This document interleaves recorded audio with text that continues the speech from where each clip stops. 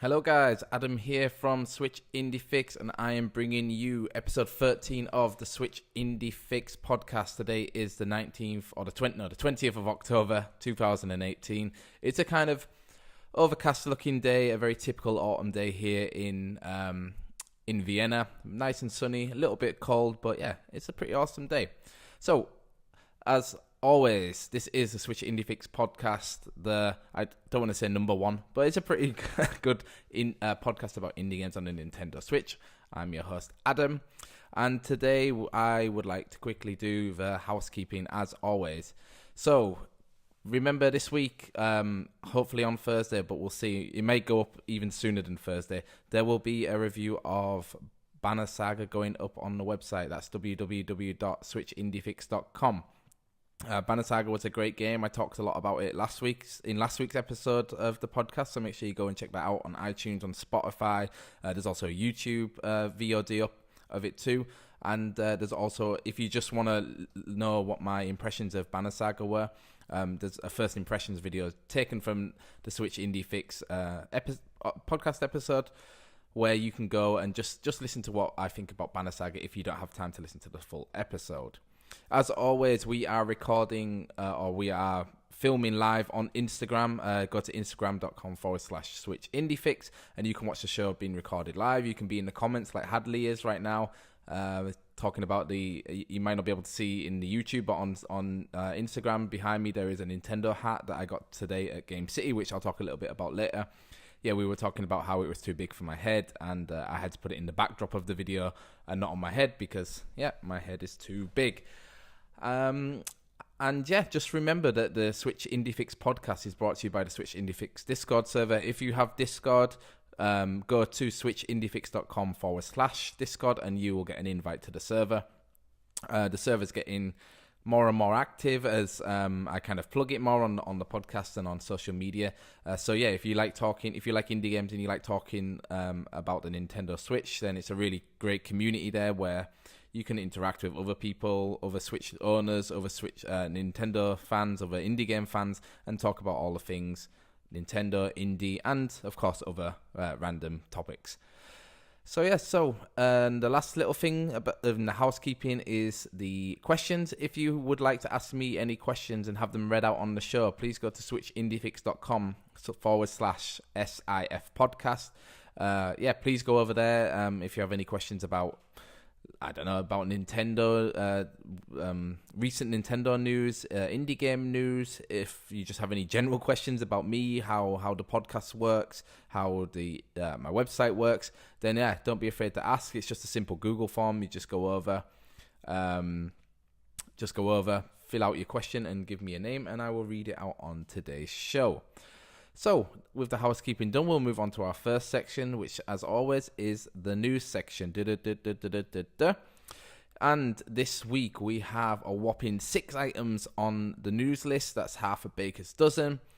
And first, we will go into story number 1, which is Moonlighter gets a solid release date, finally. So after a few unfortunate setbacks, indie developers Digital Sun Games have finally confirmed Moonlighter's release date. The Zelda/Shopkeeper mashup game will come to Nintendo Switch on November 5th, 2018, which at the time of recording is about 2 weeks away, which is exciting news. The game was originally supposed to come out before September of this year. However, the challenge of porting the game over to the Switch must have been larger than the indie devs originally thought. So I'm really excited to play Moonlighter. I already sent them a review a review code request. So hopefully, fingers crossed, we'll get maybe an early. I'll get some early access to the game, and we'll be able to give you my thoughts on next week's podcast or the podcast after that. The game, if you don't know what it is, it's basically like a mixture of dungeon crawling. Kind of like the old, original Legend of Zelda. You know, you go into a dungeon. I think it's procedurally generated. You go in, basically fight enemies. Enemies drop loot, which then you basically gather into a rucksack. And another part of the game is like inventory management. So, yeah, you have to decide, okay, this item's worth more than this. Should I keep it? This item may take up more space in the inventory. Should I keep this one? And then there are also like cursed items. So if an item is cursed, then it might say, oh well, if you take this item, it's very It's very valuable, but it removes the item to its left. So it's kind of like a Tetrisy puzzle in your inventory, which is really cool. And then what you do with those items is once you've either beaten the dungeon or you feel like you've had enough time in the dungeon, you come out, you go back to your town, and you basically run a shop, which is obviously the shopkeeper mix of the game. So you go to your shop, you start off, I think you have 4 tiles, which means you can sell 4 items at a time. You open you set the prices for these items. You have no idea what they're worth. So at the start, it's really just like a punt of like, okay, I think this one might be worth 50 coins. So you put it on sale for 50 coins. And then customers will come inside, look at it. They will either show you like a really unhappy face, an unhappy face, a happy face, or a really happy face. And you know from their reactions how well you've priced your items. So it's always like a little bit of like give and take. Okay, they have a happy face, but that might mean that, okay, maybe I can charge a little bit more for this item. Or they might have like a really unhappy face and you know, okay, this item's way too expensive. So yeah, there's a lot of different mixes of games there, which I think is really cool. It's like a pixel art graphic style, which looks great, and it's very focused on like lots of green colors, which I really love because green's my favorite color. So yeah, it's great that the game's finally coming to the Switch. I think it's going to be an awesome game that you can take with you handheld mode, you know, maybe just pop in, beat a dungeon or grind some enemies out in a dungeon. And yeah, I think it's a perfect game for the platform. And yeah, the Digital Sun, I've noticed on there, because I've been following, as you can probably tell, I've been following the game quite closely. They have been adding like little tweaks to the game, so tweaking the combat, tweaking the inventory system. They've also like been adding, I think, new weapons and new items. So I really hope that like the Nintendo version, the Switch version, even though we've had to wait a little bit longer than PlayStation and Xbox, that we have this full complete edition, which would be really, really awesome. Let me know. I know there's a lot of people in our Discord community that are excited to play the game, so let me know if you're excited. And if you are and you're not in Discord, go and join Discord. So, story number 2 is that Nicholas, probably one of the biggest and well-known indie publishers, has an autumn sale that is live on the UK and EU eShop. So finally, after seeing a few sales on the US eShop, indie publisher Nicholas have put their indie games on sale on the EU and UK eShops. This is particularly important for me, as the EU eShop is my primary eShop where I buy most of my games. So yeah, I've been kind of looking on with jealous eyes for the last couple of months really, that a lot of Nicholas's games have been on sale on the US and Japanese, and now finally it's our turn over in Europe. So I listed some of the big games that are on sale. Is Cave Story Plus is currently 50% off. The Binding of Isaac Afterbirth Plus, I think it is as well, is also 50% off. Little Jew 2 is 50% off. The End is Nigh is 66% off, so that's like 2/3 you save. So, and there are some other games. These are the ones that I kind of are thinking of buying.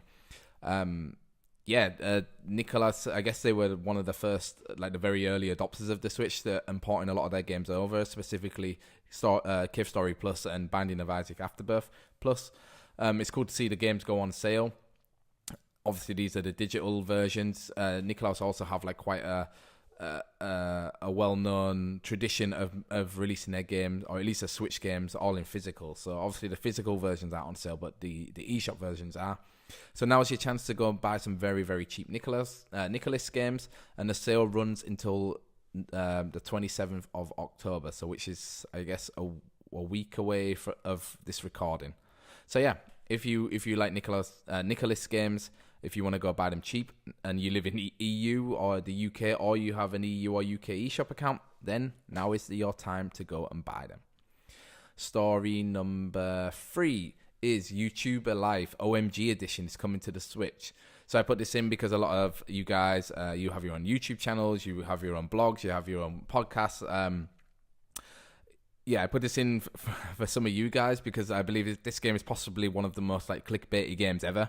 The developers, whoever came up with the idea, I think is like a genius, that they make a game about YouTubers, which then they market to YouTubers to play, which then market the game to viewers, and then the viewers then go and play the game. It's a really awesome idea.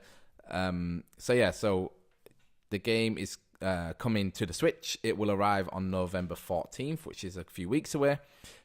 And the kind of press release says, become a famous gamer, a musician, or a cook as you make videos, meet with fans, and raise your subscriber count.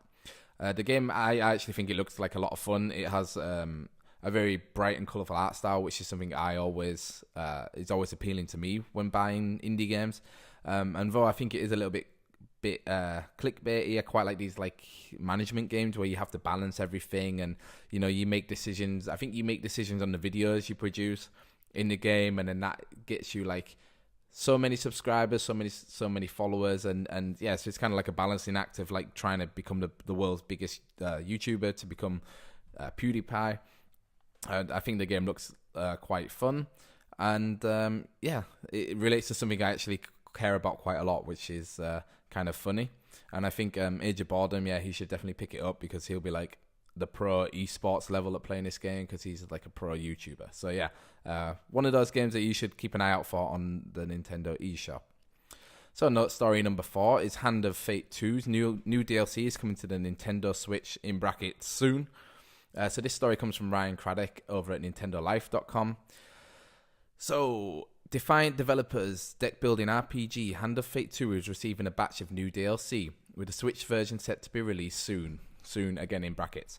The Servant and the Beast invites players to return to the dealer's table once again, featuring a brand new campaign that sees our hero strike a bargain with a monstrous entity who helps him escape from fighting pits in exchange for blood. This character, Veles the Shadow Beast, is also included as a companion who can accompany players into combat and vanquish downed foes. Veles is said to have more dark and terrible powers, along with a vengeful quest chain filled with more encounters to enjoy and gear to unlock. Alongside the new content is the free Combat Reforged update, giving the game a number of quality of life improvements. The update is set to overhaul how battles play out in the game with enhanced fighting mechanics, and will also rebalance enemies and equipment alongside other improvements to make the title the strongest it's been to date. So this is back to me. So the DLC is already available on many of the other platforms, and therefore we can guess that eventually it's going to be coming to the Switch. The developers haven't given a release date yet, so this is kind of like a lot of speculation that obviously it's already out. They released it yesterday.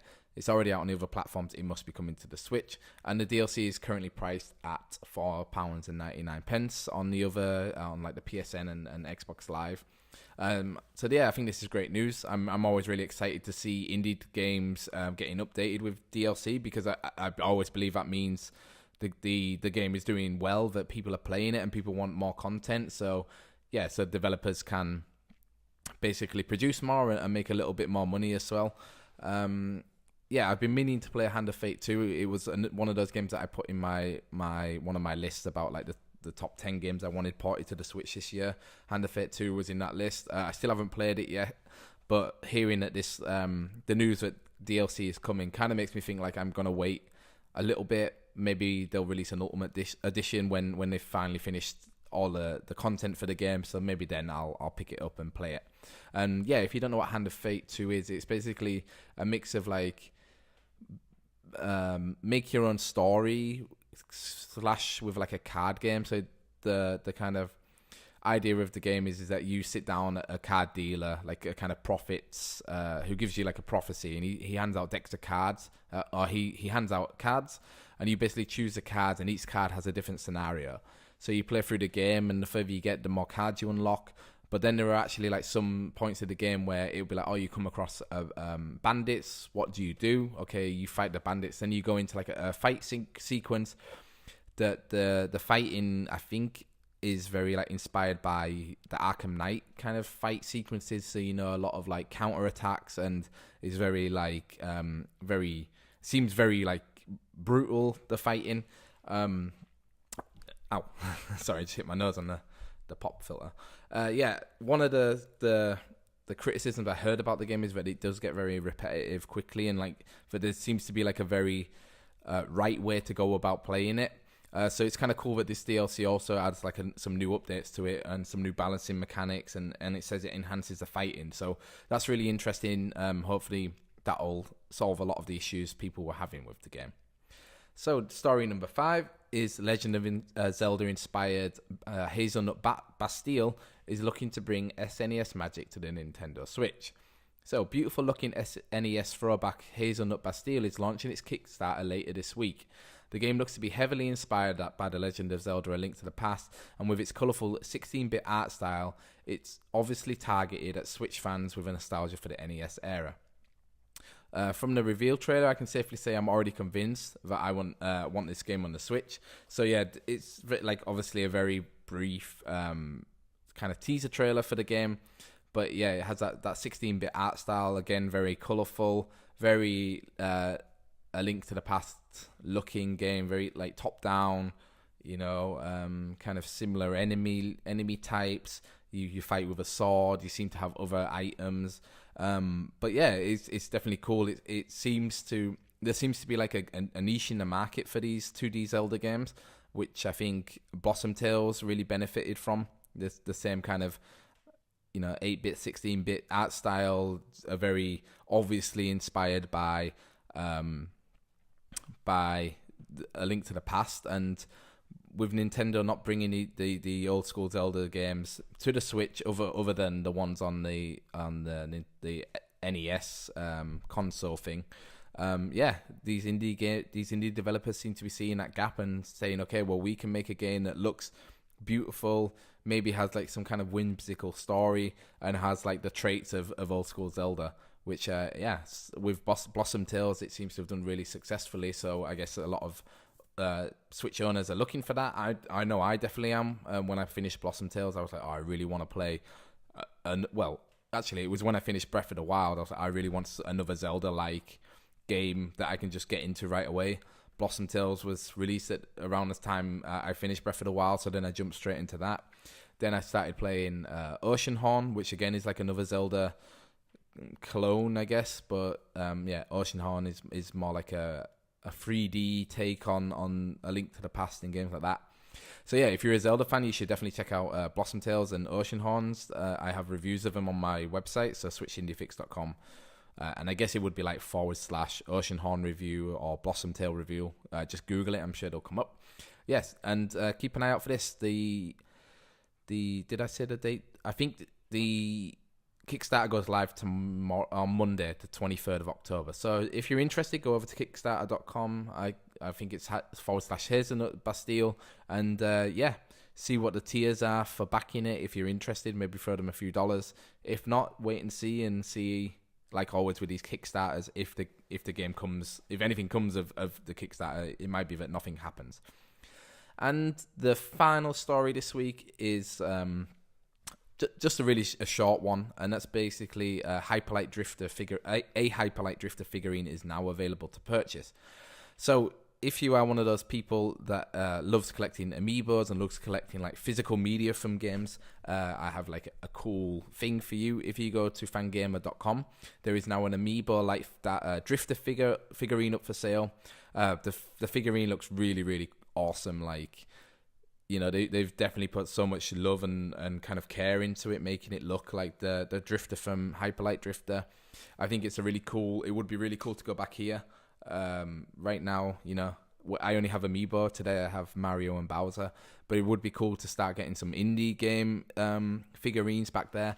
So it might be something I pick up in the future for the podcast for you guys watching on Instagram, and I think the people can see on YouTube. Let me just move my if I move over here, then you can see where they are. So yeah, that's just to keep a heads up for any of you Amiibo lovers. I guess it looked really cool next to your Shovel Knight Amiibo if you're an indie game fan, and the figurine is retailing at $24. So it's a little bit expensive, maybe twice as much as a traditional Nintendo Amiibo. But I guess some of that money goes to Heart Machine, some of it goes to Fangamer for producing it. So yeah, I think it's probably worth the price tag.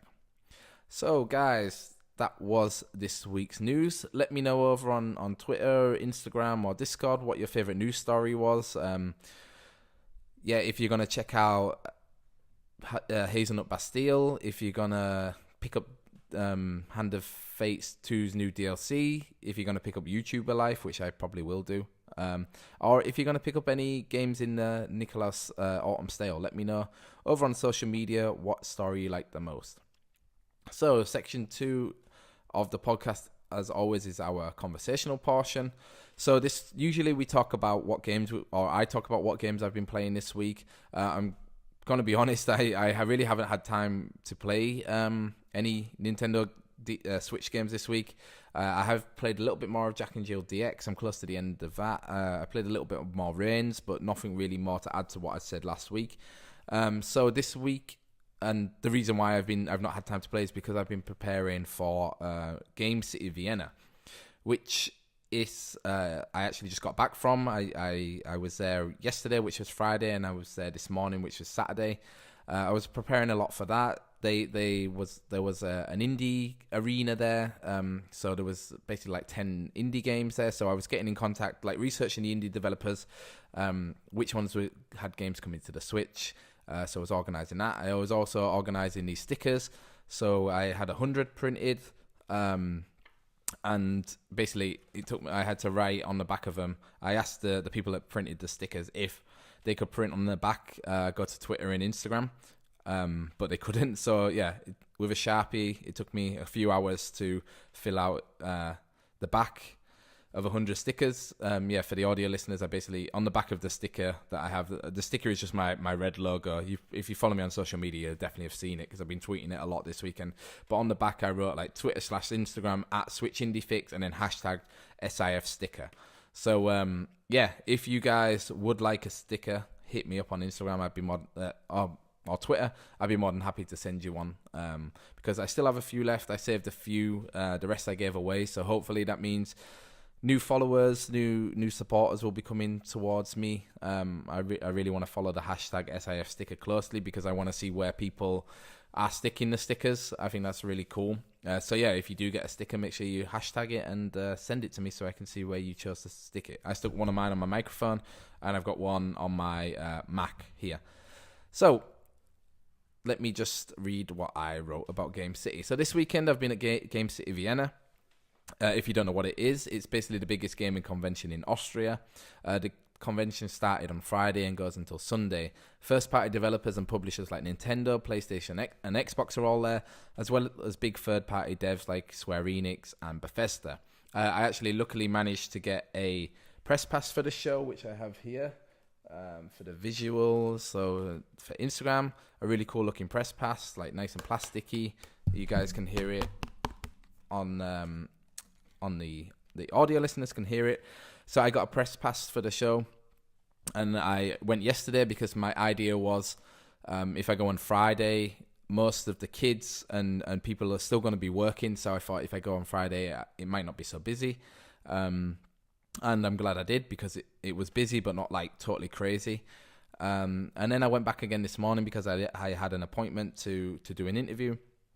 And briefly recorded an interview, and there was actually no one there on the show floor.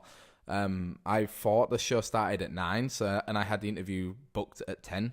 So I was like, okay, I'll get there for like 9:30. Maybe take some photos for a little bit, and maybe try and play a game, and then I'll go do the interview. But the show actually opened at 10, so it was so cool, that there was people lining up, and there's basically the main line, and then to the side of it was the press line. So I just got to walk straight in because I already had my press pass. I have a press armband as well. So walked in. That was really cool. With literally no one there. If you want to see, go to my Instagram and look at my Instagram story. No one there. It was weird.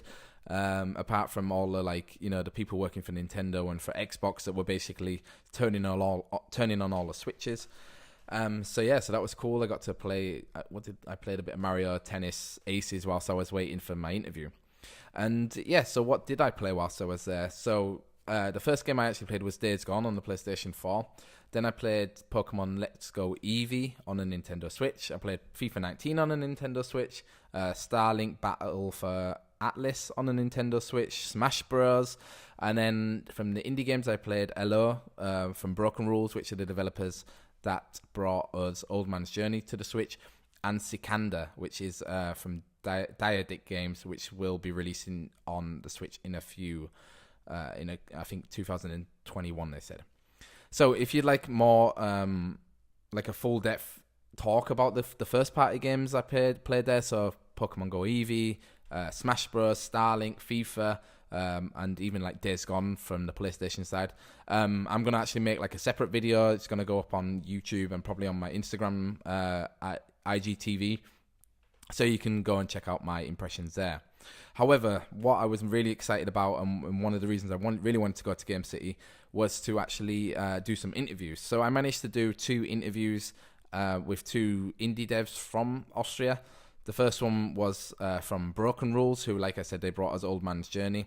And the second one was from Dyadic Games, whose game Sikanda is going to be launching soon. Well, not soon, in a couple of years on the Nintendo Switch. So the first one will be from Jan from Broken Rules, and then the second one will be from Stefan from Dyadic Games. So please enjoy. So, hello guys, Adam here from Switch Indie Fix, and I am at Game City Vienna 2018 today in the beautiful Viennese Rathaus, the town hall. There's a lot going on. I hope you can hear me okay. And I'm here with Jan from Broken Rules Games, or Broken Rules, from who brought us Old Man's Journey onto the Switch. I know a lot of you guys loved Old Man's Journey, and I'm talking to him today about how his experience was bringing the game to the Switch, and how easy or how hard it was with Nintendo bringing the game over. So, Jan, can you just give us a little quick, for the people that don't know, a quick elevator pitch of what Old Man's Journey was? Yeah, sure. Old Man's Journey is a story-based kind of adventure game. So you're playing this old man that reminisces his past and is trying to get closure for some points, and also like get notice about a recent or like an old friend of him, and as you go along with him, you kind of unravel the story. So in the intro, you basically you see him getting a letter. So the whole game is without any words. So everything is told via emotion, via pictures and imagery and imagination of the player, of course. And it was an interesting challenge to get that done and actually tell a story without like any spoken or visual language. Yeah, like one of the things that most appealed to me when I first saw the game was how beautiful the art style is and the kind of unique puzzle aspect to the game. So for the people that might not know, is that you basically have to get the old man from one side of the screen to the other, and to do that you have to maneuver the geography of the scene. So in some scenes there's hills, in some scenes there's a city, in one scene there's like a really fast-paced train sequence, which is really cool. And yeah, what was the kind of the game came to iPhone and iOS first. So how easy was that to bring those mechanics over onto the Switch? I mean, when you look at the handheld mode of the Switch, it's basically straightforward, and we used Unity as a game engine for the game, and that was really well supported onto the Switch. So the basic process for that was pretty simple. Where it was tricky is because of the nature of the Switch is that you can like use it as a handheld, but you can also like dock it into the station and use it with the Joy-Cons on the TV.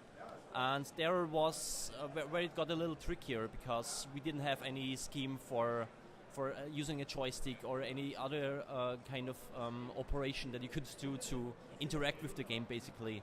And as always, interaction was a strong or an important part of game development for us. We want to do that right and wanted to do that nice. And one thing that came up immediately was this kind of gyroscope-based control scheme, like where we would play the game similar than you would do with the Wii, where you have like a pointing device, but on the Switch you don't have like this the technology to use the visual pointing, so you have to kind of emulate that with a gyroscope and like the sensors, and that was a little bit tricky in the beginning, but I knew it could be done, and that's what we set for. Additional to that, we also implemented like a virtual joystick, where you have like with the stick you can push a cursor around. And that worked out way nicer than we expected in the beginning. So, yeah. Yeah, that's actually how I played the game, because I really wanted to see it on my TV. Like as cool as it is to have it in handheld, the like kind of watercolor art style, I was like, oh, I need to see it blown up and looking as beautiful as it could be. So then the next question and what I really wanted to talk to a lot of the indie developers here at Game City about was, what is your experience bringing the game to Switch? You've already said Unity was a big aspect of it, but it's easier to port it over. But why the Switch first? Why not, say, the PlayStation or the Xbox or some of the other platforms that are out there? Yeah, I mean, first we always had a strong bond with Nintendo. We released games on their platforms, like the Wii on WiiWare back then, the Wii U. But also, like, the timing felt really right because the Switch was kind of a new platform back then. So it was announced during the time we developed Old Man's Journey, and it came out also during that time. And yeah, other indies also told good stories about it. So it was like, we might as well be quick and release it here. Yeah. And I was part of the original development team, but only me and an old friend of mine, Josef, who did like the organizational aspects of the port. It's like the project management a bit and writing the emails, getting in contact with Nintendo and setting everything up. It was only the two of us, so we knew from the beginning it would not be possible for us, or at least really hard to release all or like both parts at the same time. So we decided, okay, let's prioritize one, and the Switch.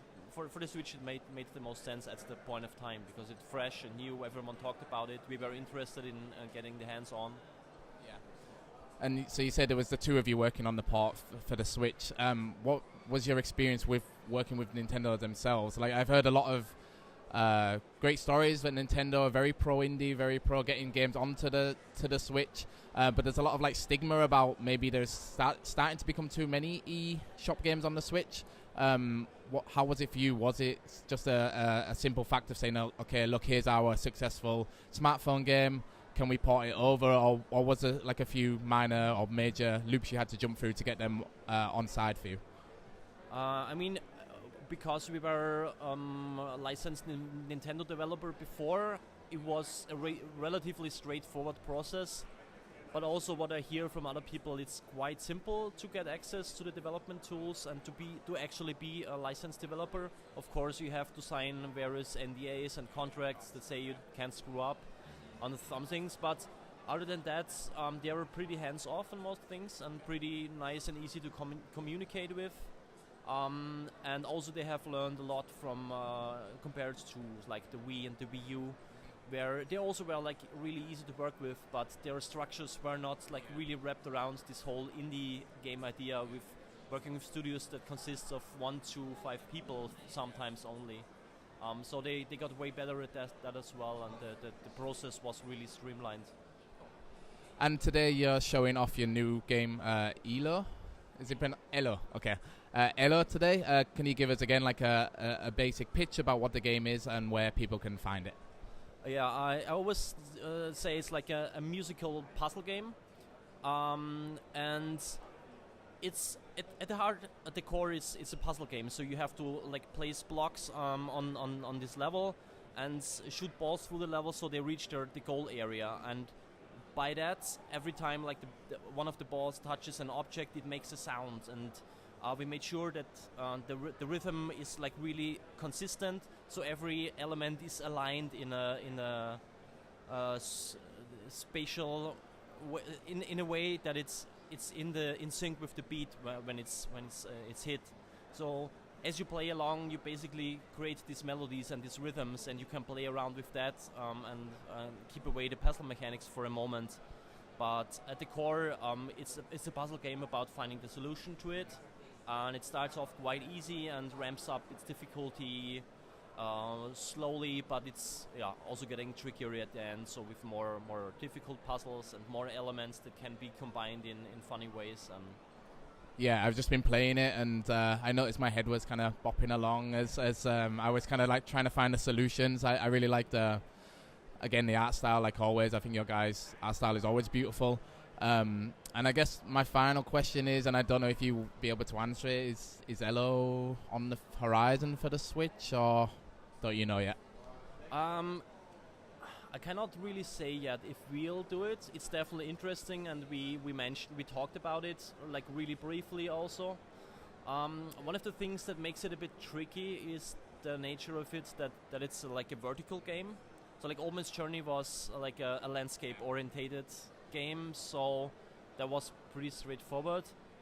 And you could theoretically rearrange the levels so they work on a landscape screen, but other elements are more tricky, and then like the scope of the game is like really small. I mean, you can play it for I would say in 1 or 2 hours you can play it through if you play fast. You can spend more hours if you have fun with it. But like from the variety, it's like pretty contained, and it's a perfect fit for a mobile game. I'm not so much sure how the Switch audience would pick it up. I mean, it's definitely interesting, and I cannot really tell if we'll do it. Well, we'll see. We'll see. Yeah. So, Jan, thank you very much for talking to us, and I guess we'll link back into Broken Rules, to the new game ELOH, to Old Man's Journey, and yeah, that's everything. Thank you.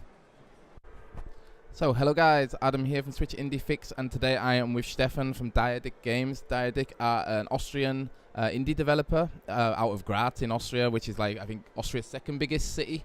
And they are here at Game City Vienna bringing us Sikanda on the Nintendo Switch. So Stefan, I have a few questions for you. The first is, could you give us like an elevator pitch about what Sikanda is, and like what genre it's in, and yeah, so basically what the game is. So Sikanda is a fantasy action adventure on the Nintendo Switch primarily, and it's based on some old school SNES games, but it's a top-down 3D graphics, and so what we basically do is bringing the 2D game mechanics which have provided a more immediate gaming experience to the 3D world. So the mechanics are still in 2D, but the world itself is in 3D, and that gives some new opportunities to provide the mechanics in a fresh new way. So it's a game that a lot of, not necessarily older gamers, but gamers that do like, you know, like Nintendo consoles, that they'll get straight away, but it's been refreshed with these new bright graphics. And you were also telling me about your weapon system, how you have a cool like changing weapon. Can you explain what that's about? So basically Sikanda is the name of the primarily weapon in the game, and it's basically a single item, but you can transform it into 12 different weapons which you have to acquire throughout your adventure. And the weapon itself is both needed for the combat system, but also for puzzle solving and for exploration, for example destroying obstacles and getting further through your journey. And the way the weapons are used in combination is basically what makes the gameplay experience of Sikanda. So would you say it kind of has like a Metroidvania aspect to it with the Sikanda weapons? Like you say, the more you unlock of the map?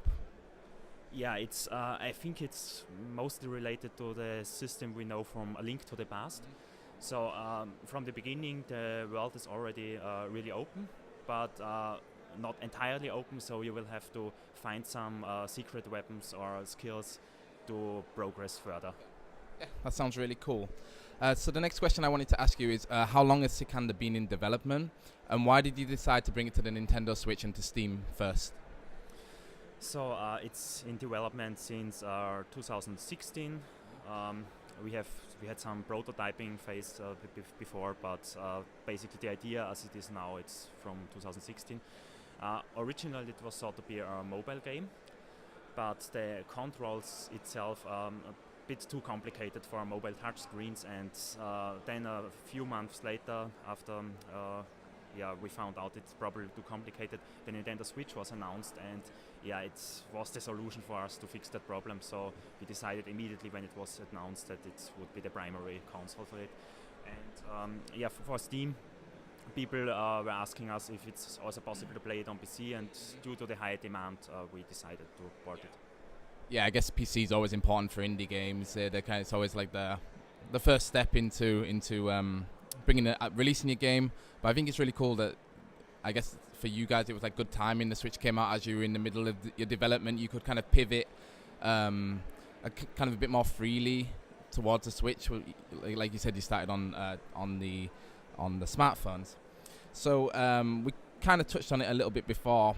You already said what about the art style of Sikanda. Like, I'm looking at it now. It's really bright. It stands out off the screen. It's kind of 3D, cartoony.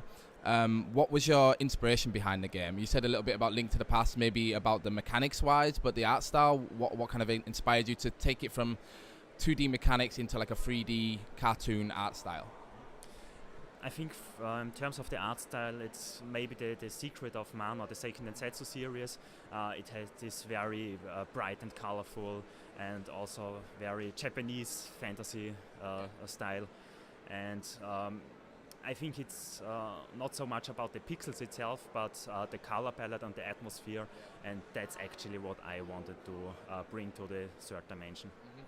Yeah, I think that's always really cool. It's definitely what I noticed about the game when I was looking you guys up on Twitter and on the internet, and yeah, it definitely stands out, and I think that's really important for indie games, especially when you go onto the eShop, and there's a lot of games that come out every Thursday, and something that looks good, looks colourful, I think definitely stands out. So yeah, I wanted to actually ask you more about your experience with Nintendo. So I want to ask, what's your experience been so far working with Nintendo? So with the Switch era, they seem very like pro indie, and was that the case for you? Yeah, I think it was more open during the Wii U area, but I don't think it's too hard for an indie to get into the development program. The most important thing is that you will have at least some demo or some idea to pitch them to, so you can't just sign up on their website and get access to everything. You need something to show them. But if you have some promising idea or even a prototype, I think it's really easy to get access to the Switch development program. Yeah, I think that's cool to hear, because you hear like these stories on Steam where I think you just pay like $100 license fee or something, and then you get all these, and then people can pretty much put whatever they want on it. So it's nice that there is some kind of gate to the Switch. Yeah, I think it's also a good point to the customers. So the store doesn't get flooded with maybe half-baked games or asset flips. So there has to be at least some minimum level of quality, which is not the case, for example, on the Android or Apple App Store, where basically everyone can get something in. Yeah, that's cool to hear. Because I think a lot of people, especially a lot of my readers, they always comment on, oh, the Switch has too many eShop games. Oh, it's getting flooded. It's getting harder for the good games to be found, which I think in some aspects that's true. But it's nice to hear that it could be worse. You know, there could be like some really like quick flips on there, and just games, like, I guess Steam doesn't, the Switch doesn't really have these achievements, but there's these cases of people putting games on there to sell the trading cards, and yeah. So I want to move on to your thoughts actually about Game City. For the people that don't know, Game City Vienna is like a huge free event. As you can see behind us, there's all these kind of like, it looks like we're almost in a cathedral. We're in like Vienna's town hall, and I wanted to ask you about your demo here and about the event itself. So at Game City, you have quite a large and open demo. I played it yesterday for, I don't know, maybe like 30 minutes we played yesterday. So there's a lot here for people to play. I wanted to ask, what state is the game in so far? And do you have like a release date or release year planned out for Sikanda? So is this like the alpha build, or is it the beta build? And when do you think the game might be coming to the eShop? So I would say it's still pre-alpha. There's a lot of content missing. Even if you say the gameplay demo is pretty huge, it's actually just a small portion of the world. So we need to still do a lot of content for the game, especially assets. So a lot of 3D assets have still to be designed. From a technical perspective, I'm a programmer, so I already put a lot of time in programming the game, and I think it's basically the aspect which is mostly developed. But in the next 1.5 years, or maybe even 2 years, we will still have to develop a lot of content, and we plan to release it in 2020. So 2020. So it's still a lot to do, but it's exciting that you have something here to show, and it's something definitely I'm going to be looking forward to and looking see pop up on the eShop. I really like the game. I really enjoyed playing it yesterday. If you are at Game City, you can come along. There's kind of like a treasure hunt in the game. There's 5 cookies hidden. If you can find the 5 cookies, Stefan actually has a big jar full of cookies here. So if you like a challenge and you like exploring, which I think the game is really good at, is you really need to look for in every corner, chop down trees, chop down bushes, break up boulders, come along and maybe you can win yourself some cookies. And so far, it's only the second day of Game City, but what's your impressions of it? This is your first year here, right? What do you think of the event?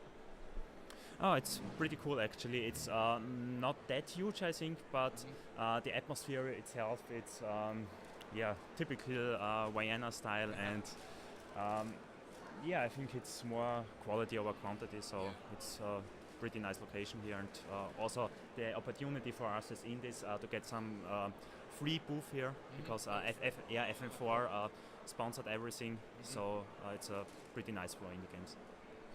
And you guys can't really see, but we're sat on a gallery, so there's a long line down here, and there's each I don't know, maybe like 10 indie. 10, yeah. So there's 10 indie developers here.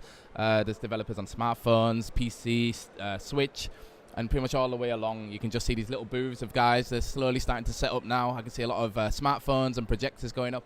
So yeah, it's a really cool event. And so Stefan, I think that's everything I wanted to ask you. I hope you have a really good event here at Game City. And thanks for taking the time to talk to me. Yeah, thank you for the interview, and I hope everybody here enjoys a good time, and maybe you can visit us and get your hand on Sikanda. Definitely do. Just before we go, where can people find out about the game, like websites, Twitter? We have Twitter and Facebook, but also our website sikandagame.com, and from the website you can get to all our social media channels. Awesome. Thank you. Thanks a lot, guys. Okay, so I hope I edited in the interviews well, and I hope you guys like them. Sorry if I sounded a bit loud. I have like the mic here. I was holding it so close to my mouth because I was so paranoid that the background noise wouldn't pick it up. Because of the background noise, it wouldn't pick up my voice, but it ended up me sounding really loud, and the 2 guys sounding pretty good. So yeah, hopefully that's all edited in nicely for both you guys on YouTube. Sorry, the people on Instagram. That was just a weird pause for you. But on YouTube and on the audio listeners, there should be 2 interviews there. So yeah, it was really interesting speaking to them. It's really cool, like actually getting to talk to someone, especially Jan from Broken Rules, who it was a game that I love so much playing. And it was really interesting getting to talk to them about their process bringing the game to the Switch, because I feel like we all hear so many stories from devs, and sometimes in the news, even on the podcast, I talk about devs having what their experiences with Nintendo was. So it was really cool to talk to them and listen to how like open Nintendo seemed to be. Broken Rules, I guess they had they had a past with Nintendo. They said that they brought some of their very early games to the Wii and Wii U, whereas Dyadic, like this is his first project, Stefan's first project, and like he said in the interview, he kind of pivoted away from smartphones to the Switch because he saw how well the Switch was doing, and he was saying, I don't think he said in the interview, but he said like it took Nintendo about a month to get him his dev kits and stuff. So that's really interesting, and thank you to Jan and Stefan for doing the interview. It was really cool of them, and I will post all of their links in the description for you guys. The one thing I do want to say is that one thing we kind of forgot to say was that what did I want to say? Sorry, that when we were talking about ELOH with Broken Rules, they're Broken Rules are publishing the game, and they didn't develop it. It was actually made by the 2 guys that did the art for Old Man's Journey. So he basically said that they came along at a very late stage in the game's development, where they said, okay, the concept's finished, the art's finished, They just needed help, I think, just like finishing off the programming, and then they wanted help marketing the game. So that's why they went to Broken Rules, because they were, they found some Broken Rules has some success with Old Man's Journey, and I'm really, really sorry, but now I can't remember the name of the developer. It was cheesy something. Sorry guys, I should look that up. I would look it up on my phone, but I think that's going to stop the live video. So yeah, sorry about that. But yeah, I will link all the developer of ELOH into the comments, not the comments, the description. So, and actually, yeah, I wanted to talk about ELOH. It's right now it's just a smartphone game. As Jan said, they don't know whether they're bringing it to the Switch or not, because he said a lot about the aspect ratio. It's kind of like a vertical facing game, so I guess they could maybe make it into like a tape mode. Like a lot of kind of shmups do sometimes. That would be cool. But yeah, I played it, and I actually downloaded it as well because it was really cool and like really interesting. And it's basically you have like these characters that are squares, and then you have like it's kind of like like a ball that starts off, and it goes in like in a line, and it will always go in the same line. And you have to get the balls from one side here to like a pot, like a basket down here, and you have to move your character around so that the ball ricochets off him and then ends up in the basket. And obviously at the start it's very easy. You have one line going down, you have your character, you place him here, it bounces off the characters and goes straight into the basket. But very soon it gets very complex, and there's only certain tiles that you can put your characters in. So it gets very complex. The more you go, more characters are added that do different things, and makes it even harder to complete. But yeah, it's really cool. So there's like the puzzle aspect, and then there's also like a rhythm aspect to it. So it's a game you definitely should play with headphones, and when you play, when the ball ricochets off different characters, it makes different noises. So then you're almost like producing like music through it as well. So it's a really cool game. Like I said, it was made by the guys that did the art for Old Man's Journey. So the art style is very similar, like really beautiful. I actually for the visual people, I got some stickers from them, which is really cool. So for you guys that are watching, you can see this is one of the main character, I guess, or the character that you start off with. So yeah, a really awesome experience with those guys. I can't wait to see what the future holds for Broken Rules, especially now if they're publishing games. It's going to be really awesome. They all seem like a really cool group of people. Same with Dyadic Games, Stefan and his colleague. I didn't get the colleague's name, but they were both really cool guys too. So yeah, when the next back in Vienna, I definitely want to go and check out how Dyadic has, how Sikanda has developed. Like the actual demo that they had there was quite like big. Like Stefan said, they want to obviously add more, but for a demo, there was for example, the Pokemon Let's Go demo was only Viridian Forest, so it was like a very enclosed space where you can't really leave, and it was very much like on rails. But with Sikanda, they kind of had like this quite a big like area to explore, and there was like a lake in there, cities in there, mountains, forests, lots of enemies, lots of chests to find. So yeah, it was a really cool game, and please make sure you check out the description and check out those guys' links and videos, and yeah, go and support them and tell them that you came from me. So yeah, that was our conversational portion. So I hope you guys really enjoyed the interviews. It was a really cool experience for me doing it with the guys. Hopefully now I've got this microphone, I'll be able to do more with more indie developers, and it's like battery powered mic, so it's really easy to take around. It looks cool, I think, and yeah, so hopefully more interviews will be coming to the podcast. So just a reminder that this podcast is brought to you by switchindiefix.com/Discord. If you want to join the conversation and talk about all things indie on the Nintendo Switch, just come over and join the Discord and say hello. We're all really nice guys. Well, most of us. Come and say hello. We won't bite your heads off. And the final section for today's podcast is, as always, the questions section. And today we have 2 questions on the docket. Yeah, just 2 today. So yeah, just a reminder, go to switchindiefix.com/SIF podcast. There is a Google form. Just fill out the Google form and you can have your questions read out on the show. Just like one of the guys who reps the questions the most does, Age of Boredom did. And his question this week is, what's more likely, an up-spec Switch Pro or a 2DS style budget Switch that's it's a more rugged option for kids? So yes, so sadly for me, I think it'll be some sort form of like Switch Lite. Like when you look at how Nintendo treated the 3DS, it was like the 3DS. They went 3DS XL, and then down to like the 2DS. But I think it's going to be some form of Switch Lite, making the Switch cheaper and more accessible for kids and casual gamers.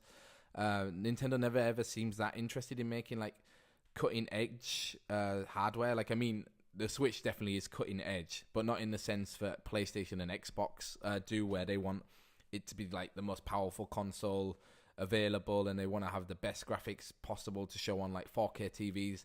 Like, Nintendo's never really seemed that interested in making games that look realistic or look like as good as they can. They're a lot of, especially Nintendo first party games, they're very much focused on like great mechanics and having a game that's totally polished.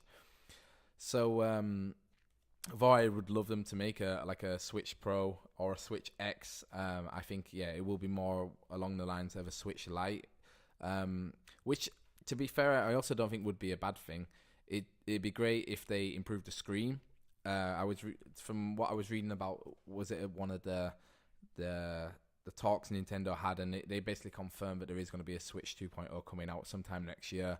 That they said they wanted to update the screen to make it more like smartphone screens. So if they have like, almost like is it like the Retina screen on the iPhones? Like, that'd be really awesome. I'd love if they got rid of the little black lines around the screen, which are obviously there because they need that space to stick the Bluetooth sensors in for the Joy-Cons. But if somehow if they made it so that the Joy-Cons weren't detachable, that they were just fixed to the screen, you could get rid of that black box, have the whole screen open, kind of like what the iPhone X is, and just have it as like this huge colorful screen with the controllers on the side. And I think that'd be really cool. Like, if that was the concept, then I definitely pick it up. Like, even if they got rid of like the card slot and just made it totally like a downloadable thing, I'd love to have my original Switch just sit in its dock here at home on my TV, and that's where I play. If I ever go back to Zelda, that's where I'd play Zelda. That's where I play Mario Kart, and then have this one as just like almost kind of like the Vita.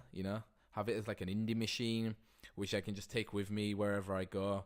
Like, it looks pretty cool because the screen's bigger, and maybe if they start making them with different colors or different variants, linking them so there's a Pokemon one, linking it so there's a Zelda one or a Mario one, I think that could work really well. And in that instance, if they also make it cheaper, it means it's less of like a hard sell for parents. If the kids are like, well, instead of it being, I think it's 330 euros. If they could get it down like 50 or 100 euros, I think that's a lot easier of a sell. Plus now, for those kids, there's like a huge backlog of games that they can play. So I think, again, it's like a thing that is going to happen, and I don't think it's a bad thing that it will happen. I just don't think that it's going to be a Switch Pro or a Switch X. Like, the only way I could ever imagine that happening is if Nintendo really sticks to that Nintendo is that the Nintendo Switch is a home console, which I don't think they will. I think they'll pivot away to it being, this is like a handheld that plays console quality games on it, which right now they're still like, this is a home console, you play it at home. But if they do really stick to that, then I could see them maybe just making like a box, like a Nintendo Switch box that sits at home and stays at home, and maybe that makes it a little bit more powerful. But I still could never really see Nintendo doing like 4K graphics, even like in the next generation or the generation after. I couldn't see them really going that high with their graphics because I don't think their games need to. It's like I was playing this weekend, you know, I was playing a lot of Switch games on huge TVs, and I guess they were all in 1080p, and all the games looked amazing. So, you know, right now I don't think the games need to go any higher than what they are, and I think Nintendo knows that, and I think they know that they'll get more people invested in the Nintendo Switch if they make it cheaper, more accessible. So yeah, so that's what I think will happen. And to be honest, either way, even if they do come out and they're like, oh, here's a Switch Pro or here's a Switch Lite, I'm probably going to buy whatever it is. So yeah. So, and the second question for today is, what was your impressions of Game City? And that comes from Ludwig. So, the bit of the backstory is I went to Game City last year, and it's always the same. It's always over 3 days over the weekend, and it's always free. And that's like an important thing you guys need to know. Is like, it's free to go there. Anyone can go. I applied for the press pass, and to be honest, the press pass didn't really get me anything other than it's a cool looking lanyard. I got a cool new wristband, but it did let me skip the line, the entrance line. But you still have to line up to play Nintendo games. There wasn't really, like, I guess if you wanted to speak to like PlayStation or Xbox, I guess they had like some of their games were like behind closed doors, but the members of the public could still see them. So I imagine that they have like appointments for press where it's like, okay, here's all the press. We're all going to go in behind closed doors and watch. I think it was Hitman 2, Division 2, and there was like Final Fantasy 14. They were all kind of closed off from people just walking past and walking in. But so yeah, because it's free, last year I went on a Saturday, like Saturday afternoon, so it was really like prime time, and it was just packed full of people, like to the point where you really felt like sardines. And if you check out the video version of the podcast, you'll see in the interview I did with Stefan where we were sat, and behind it's basically in Vienna's town hall. And I think the town hall is like, I don't know, 500 years old or something like that. It's huge. It looks like a cathedral. So therefore, there are some big rooms in it where Nintendo was, where Xbox were. Like, they're really huge rooms where there was plenty of space to move around. But for a lot of like the smaller developers, and for a lot of the smaller kind of companies that are there, so like a lot of, I don't know, there was like some companies promoting recycling. There was companies promoting going to like university to study game design. They're all kind of like in corridors.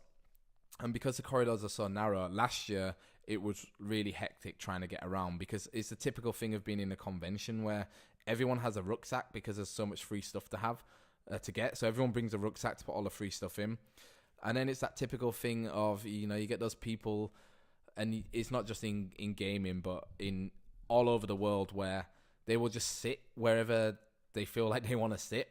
So in these narrow corridors where there's like booths where there's people walking through with huge rucksacks on full of free swag, and then there's people sat on the floor playing their 3DSs and Switch. It just was so like crammed, and like you really felt like a sardine in there. So this year, like, I was really looking forward to going, but I was really kind of planning out my time to be like, okay, I don't want to be there when it's full. I don't want to be there when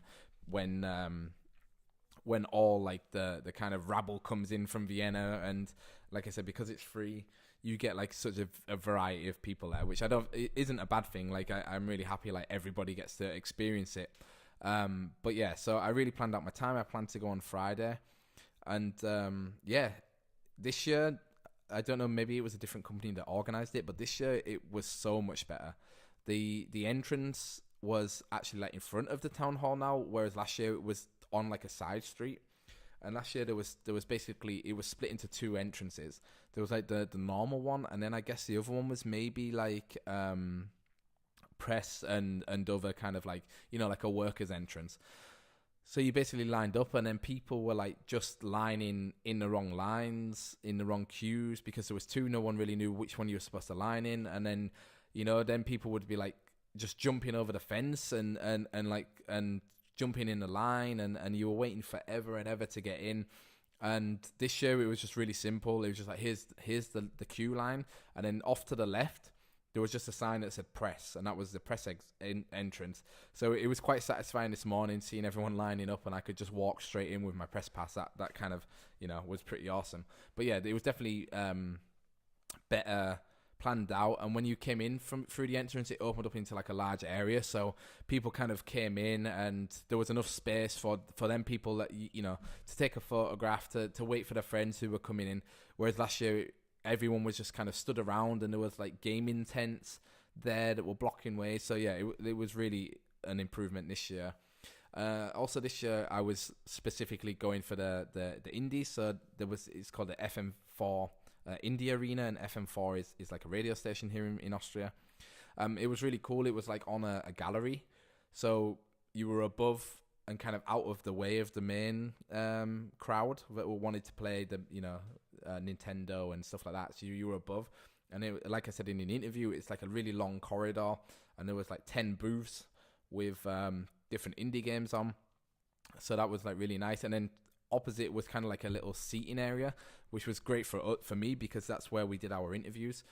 So you weren't blocking, for the developers, we weren't blocking, like taking up seats what people could be playing the game on.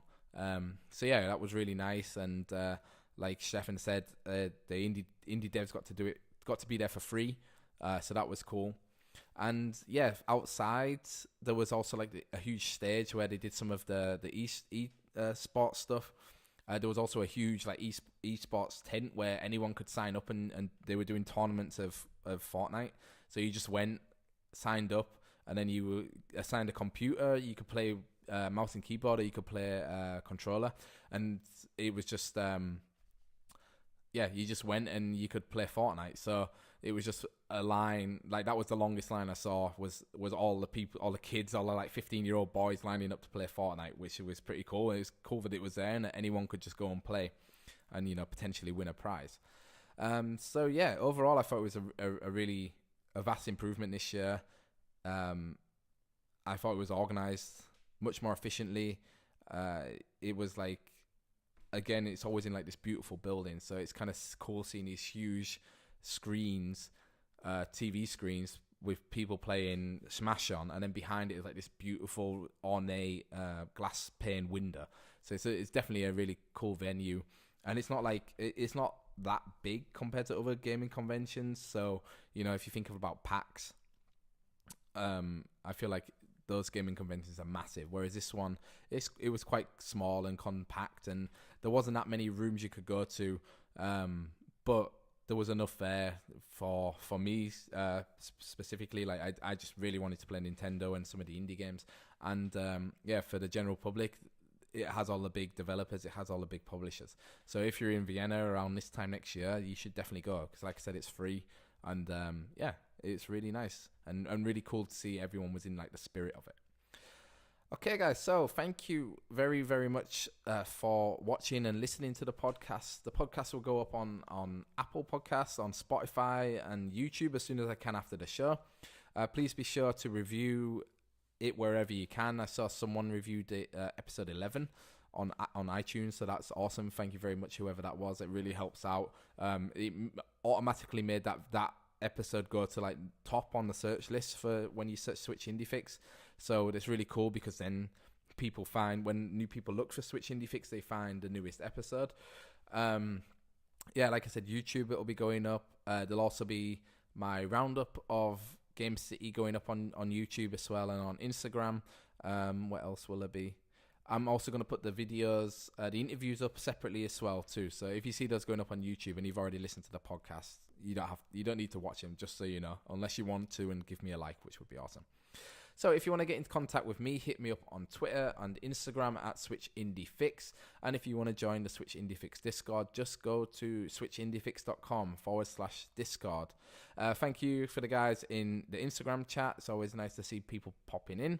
And remember, every time I record it, I record the podcast, I record it live. So make sure you follow me on Instagram. I always give a warning when I'm going to start recording, so you should have time to go and watch me record live, and you can ask me live questions if you want to, and just do whatever you want there. So for I can't speak now. For more reviews, including this week's review of what was it again? Banner Saga, go to switchindiefix.com. And thanks again, guys, for watching and listening. You are all awesome.